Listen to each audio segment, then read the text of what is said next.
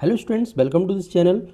आज के इस वीडियो में हम एक क्वेश्चन डिस्कस करने वाले हैं। यहाँ पर देखिए क्वेश्चन दिया हुआ है, arrange in the decreasing order of basic strength. ठीक है, यहाँ पर एनिलीन और उसके कुछ डेरिवेटिव्स हमको दिए हुए हैं जिनको हमको decreasing order of basic strength में जमाना है। ठीक है, तो हमको पता है हम basic strength general organic chemistry में किसके बेस पर जमाते हैं, बेस्ड ऑन इलेक्ट्रॉनिक इफेक्ट्स।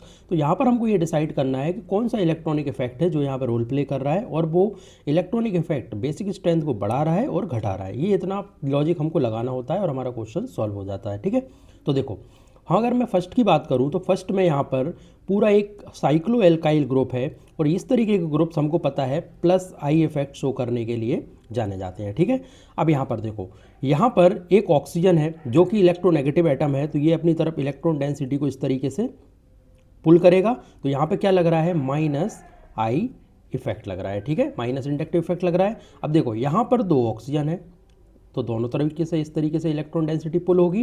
तो यहाँ पर क्या बोल सकते हैं, माइनस आई जो है वो मैक्सिमम है, यहाँ पर माइनस आई क्या है, मिनिमम है, और यहाँ पर तो प्लस आई है, और फोर्थ वाले में कुछ नहीं है। तो देखो, यहाँ पर एक जनरल एक रिलेशन होता है, plus I is directly proportional to basic strength. ठीक है, इस तरीके के फॉर्मूले इस चैनल पर जल्दी ही मैं एक लॉन्ग वीडियो अपलोड करने वाला हूँ जीओसी के लेक्चर के ऊपर, जिसमें कि ये सारी ट्रिक्स और टिप्स मैं आपको डिटेल में बताऊंगा, और inductive effect, hyper conjugation, resonance और जितने भी इलेक्ट्रॉनिक इफेक्ट्स होते हैं उनको हम डिटेल में उस वीडियो में डिस्कस करेंगे विद एडवांस एग्जाम्पल्स। ठीक है, और माइनस आई इफेक्ट यहाँ पर इनवर्सली प्रोपोर्शनल होता है किससे, बेसिक स्ट्रेंथ से। आपको इतना सा याद रखना है, आपका क्वेश्चन कोई भी क्वेश्चन इसी से मतलब नहीं है, आप इजीली सॉल्व कर सकते हो। ठीक है, तो देखो, plus I effect directly proportional है, तो जिसमें प्लस आई इफेक्ट है डेफिनेटली वो ज़्यादा बेसिक होगा। ठीक है, तो ऑर्डर जमाना शुरू करते हैं। फर्स्ट वाला क्या होगा, सबसे ज़्यादा होगा।